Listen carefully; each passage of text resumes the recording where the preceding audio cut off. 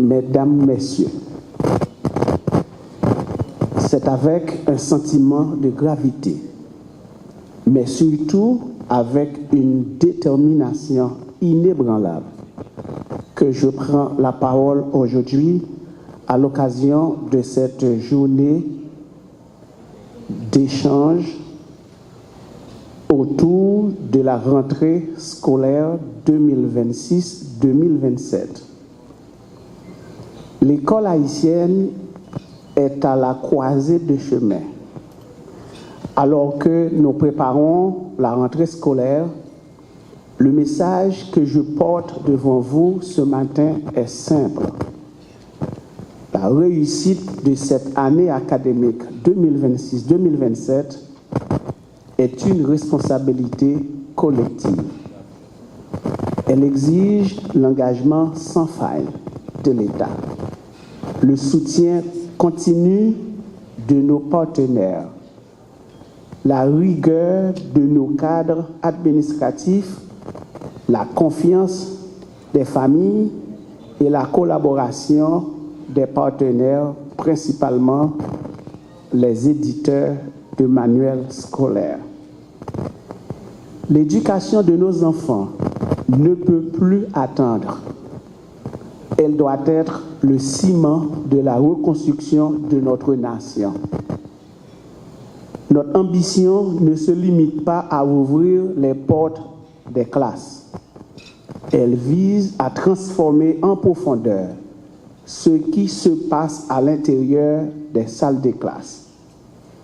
Nous voulons une école qui transmet les savoirs, bien sûr, mais de manière beaucoup plus stratégique.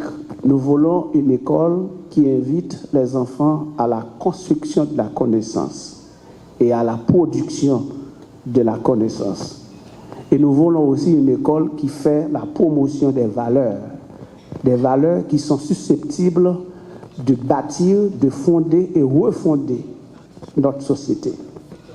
C'est pourquoi l'éducation civique doit retrouver toute sa place dans la formation de nos jeunes afin de contribuer à la construction des citoyens capables et responsables, respectueux des règles collectives et engagés dans la vie de la nation. La mise en œuvre de la réforme curriculaire demeure l'un de nos axes prioritaires. Nous poursuivons l'actualisation de nos programmes afin de mieux répondre aux exigences du contexte national et aux évolutions du monde actuel, tout en préparant nos élèves à développer les compétences nécessaires du XXIe siècle, etc. Cette transformation repose d'abord sur l'actualisation du cadre d'orientation curriculaire, avec notamment l'alignement cohérent et progressif des programmes du fondamental sur ceux rénovés du fondamental premier et deuxième cycle, ainsi que l'intégration graduelle de la dimension numérique des apprentissages.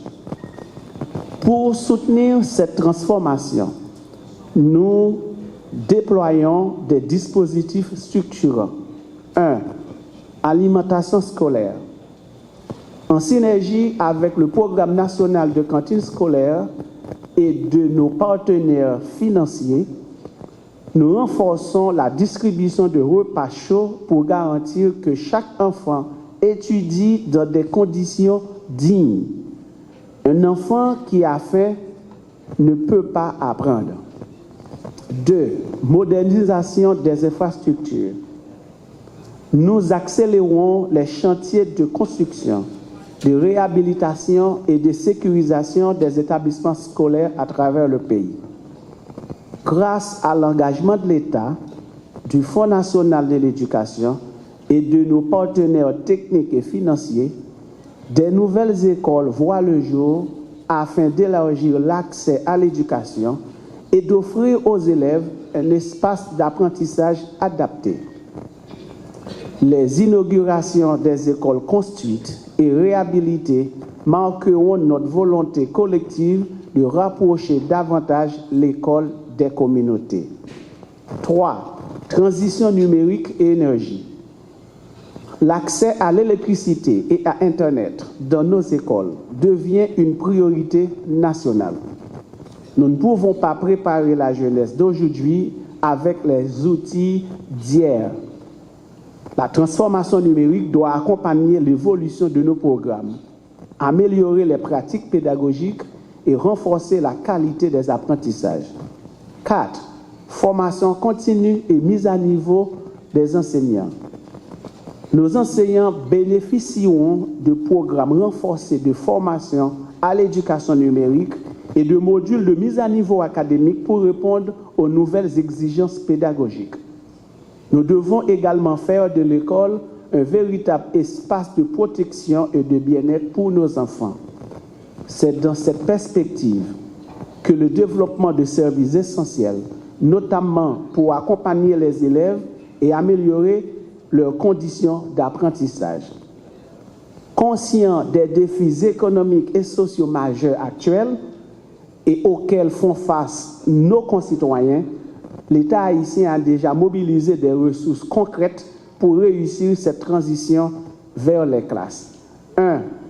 La libération et réparation des écoles. Un effort conjoint est en cours pour libérer les établissements scolaires qui ont servi d'abri provisoire aux personnes déplacées, tout en assurant leur remise en état rapide. 2. Soutien direct aux familles. Le gouvernement déploie un programme d'allocation financière directe aux parents en difficulté pour alléger le fardeau économique de la rentrée. 3. Le matériel pédagogique. La distribution massive du livre unique et des kits scolaires à travers les 10 directions départementales d'éducation se poursuit afin de garantir un socle de compétences égales pour chaque élève. 4. Infrastructure technologique. L'installation progressive de base de l'infrastructure numérique éducative est en marche. Et pour votre information, nous avons déjà distribué et établir dans chacune des directions départementales d'éducation des matériels électriques nécessaires permettant aux directions départementales de fonctionner normalement. 5. Le renforcement du corps d'inspectorat. Une meilleure uniformisation des pratiques d'encadrement et un accompagnement plus rapproché des établissements afin d'assurer une gouvernance éducative efficace et responsable.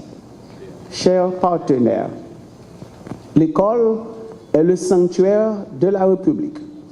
Rien ne doit en bloquer l'accès et tout doit être mis en œuvre pour la protéger. À mes collègues du gouvernement et aux partenaires techniques et financiers, je demande de maintenir et d'intensifier la synergie des ressources. À nos cadres DDE, BDS, directeurs techniques et corps des inspecteurs, je réclame une présence de terrain sans faille, une gestion exemplaire et un engagement constant au service de la qualité de notre système éducatif. Aux syndicats, je tends une main fraternelle pour bâtir un dialogue social constructif au bénéfice exclusif de nos enfants. Et aux parents, je réitère toute la solidarité de l'État. Accordons nos efforts, faisons taire nos divisions et plaçons l'avenir de nos enfants d'Haïti au-dessus de toute autre considération. Je vous souhaite une excellente journée de travail. Vive l'éducation haïtienne, vive Haïti.